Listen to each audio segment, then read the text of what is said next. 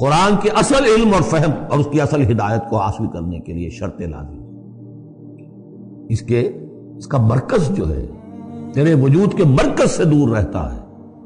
فرشتہ اگرچہ جان نکالتا ہے لیکن تیرے وجود کے مرکز سے دور رہتا ہے۔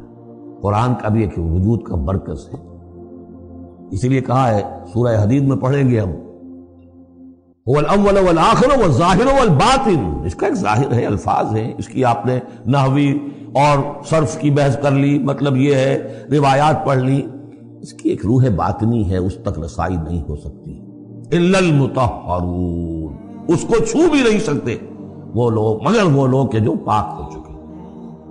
اسی لیے نوٹ کیجئے، کیونکہ وہ مضمون اب آ چکا ہے، ایک مرتبہ اور آگے آئے گا سورہ جمعہ میں، 3 مرتبہ آ چکا ہے۔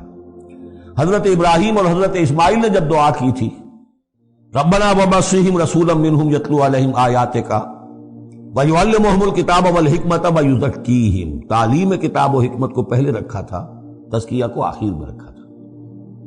یہ اللہ تعالیٰ کی طرف سے 2 مرتبہ ہم پڑھ چکے ہیں، ترتیب اللہ نے بدل دی۔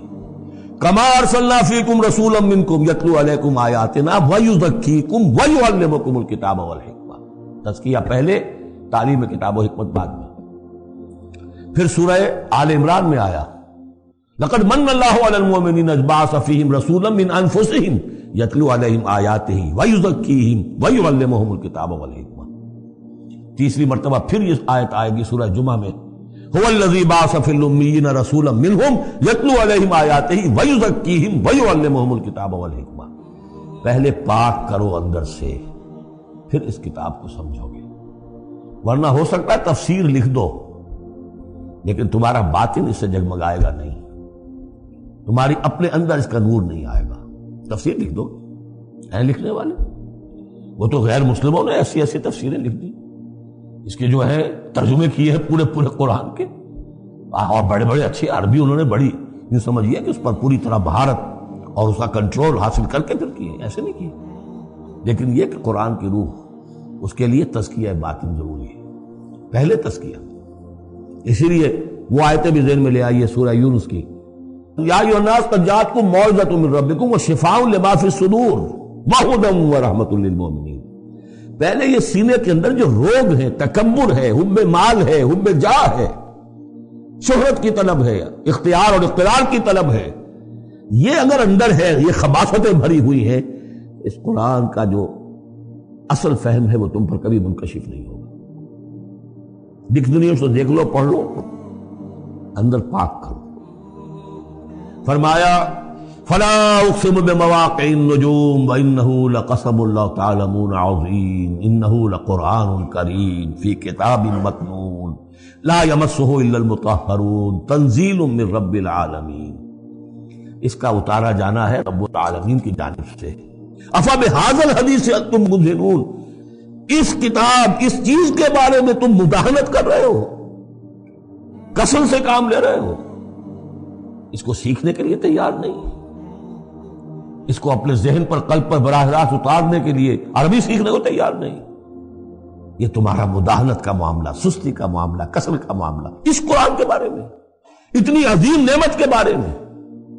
افبہذا الحدیث انتم مدہنون وتجعلون رزقکم انکم تکذبون، تم نے اپنا نصیب یہ ٹھہرا لیا ہے کہ تم اس کو جھٹلا رہے ہو۔ جھٹلانا ایک تو تھا مشرکین عرب کا جو کہتے تھے یہ قرآن نہیں ہے، یہ اللہ کی کتاب نہیں ہے، یہ محمد نے خود لکھ لی۔ ایک جھٹلانا وہ ہے جو عمل سے ہم جھٹلا رہے ہیں، جس کی مثال سورہ جمعہ میں آئے گی، مثل الذین حملوا التوراۃ ثم لم يحملوها كمثل الحمار يحمل اسفارا، مثال ان کی کہ جو حامل تورات بنائے گئے تھے پھر انہوں نے اس کی ذمہ داریوں کو ادا نہ کیا، ان گدھوں کی سی ہے جن پر کتابوں کا بوجھ لدا ہو، جو اللہ کی کتاب کا حق ادا نہیں کرتے، پھر ان کی مثال ان گدھوں کی ہے۔ آپ مکالمات فلاطوں کی جلدیں اور انسائکلوپیڈیا برٹانیکا جو ہے پورا کا پورا لا کر کسی گدھے کے اوپر لاد دیجئے تو اس سے اسے کوئی فائدہ ہوگا؟ یحمل اسفارا کمثل الحمار یحمل اسفارا بئس مثل القوم الذین کذبوا بآیات اللہ، بری ہے مثال اس قوم کی جس نے اللہ کی آیات کو جھٹلایا ہے۔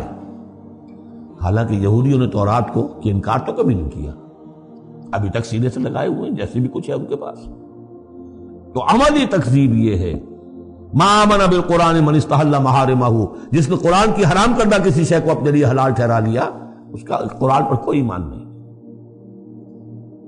یہ تکذیب ہے حال سے، عمل سے، وہ تکذیب ہے قول سے۔ ہم قول سے تکذیب نہیں کر رہے، ہم کہتے ہیں اللہ کی کتاب ہے یہ۔ ہمارا عمل دیکھیں، کیا اس قرآن کو تم نے پڑھا، سمجھا، اس کے لیے زندگی کا کوئی وقت صرف کیا؟ معمولی کیریئرز کے لیے 20 25 سال کی تعلیمیں ہیں جو آج کل انسان حاصل کر رہے ہیں۔ یہاں سے MBBS کیا ہے، پھر کوئی FSMG کا امتحان دیا ہے، پھر امریکہ میں گئے، پھر امتحان دیا ہے، پھر وہاں، اور پھر وہاں پر ریزیڈنسی ہو رہی ہے، پھر نہ معلوم اس کے بعد ہے، پھر وہاں سے جو ہے ڈپلومیٹ بننے کے لیے، اور جو وہاں پہ بنے ہوئے بورڈز، ان سے آدمی کی عمر ہو جاتی 35 برس 40 برس لگے ہوئے۔ اس لیے اس دنیا میں اچھی ذرا معاش اچھی ہو جائے گی، پیسے اچھے ہوں گے، اپنا سٹینڈرڈ آف لیونگ اونچا ہو جائے، اور کیا ہوگا؟ تو تم نے اس کتاب کے ساتھ تمہارا سلوک کیا ہے؟ یہ تکذیب حالی ہے۔ وَتَجْعَلُونَ رِزْقَكُمْ أَنَّكُمْ تُكَذِّبُونَ۔